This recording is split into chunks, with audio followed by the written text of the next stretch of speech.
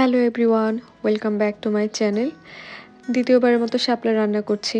প্রথমবার যখন শাপলা রান্না করেছিলাম তখন কোনো রেসিপি জানতাম না, কোনো আইডিয়া ছিল না। সেকেন্ড টাইম টুকটাক রেসিপি দেখে ভাবলাম জাতীয় মাছ দিয়ে জাতীয় ফুল রান্না করলে কেমন হয়।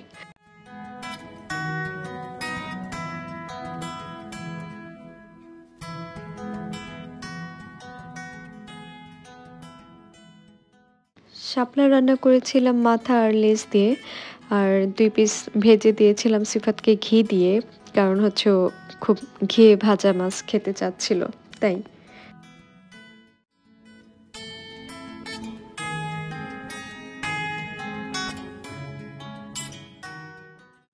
এক একজন আসলে এক একভাবে রান্না করে। কেউ কেউ শাপলার ডাঁটাটা প্রথমে গরম পানি দিয়ে ভাপ দিয়ে নেয়, বাট আমি এখানে ডিরেক্টলি ইউজ করেছি কারণ আমার কাছে এই র ফ্লেভারটাই বেশি ভালো লেগেছে।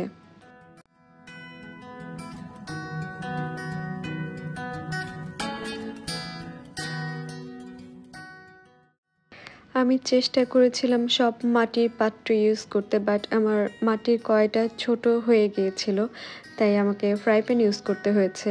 আর ছোট মাটির কড়াই আমি মাছ ভেজে নিয়েছি।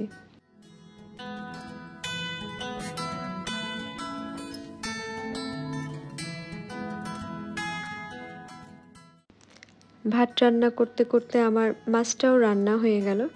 আর হচ্ছে ফাইনাল লুক, শাপলা ফুল দিয়ে ইলিশ মাছ রান্না। আর সিফাতের রিভিউটা শোনার জন্য শেষ পর্যন্ত দেখতে হবে।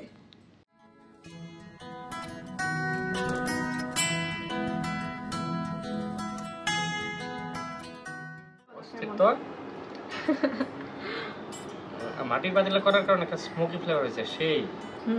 এই কড়াইয়ে এই কড়াইটাতে এই জন্যই আমি দেই, বড় কড়াই রান্না করে তারপর হচ্ছে এটাতে দিছি শুধুমাত্র স্মোকি ফ্লেভারটার জন্য। অস্থির রোজে দাঁড়াও, আমি এখনো মাছটা একটু টেস্ট করছি। তুমি খিচুড়ির টেস্টকে বিট করতে পারবে না, কিন্তু অলরেডি মাছের স্মোকি ফ্লেভার তো মানে খিচুড়ির ভিতরে যে অসাধারণ একটা টেস্ট ছিল সেই টেস্টটার উপরে আইসা চলে আসছে, এবং খিচুড়ির টেস্ট ভুলে গেছি, এই টেস্ট মাথায় আছে। মিক্স করি আর শাপলা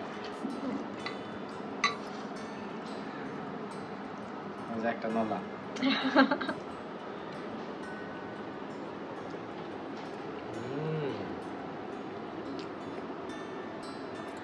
মাথা নষ্ট।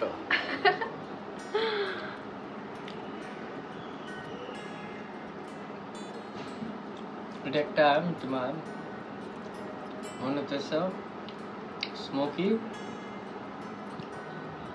লতা রান্না করে না কচুরলতি, কিন্তু কচুরলতির ভিতরে একটা তিতকুটে ভাব বা কিছু একটা থাকে, সেটা নাই, মানে পুরো টেস্টি অংশটুকু।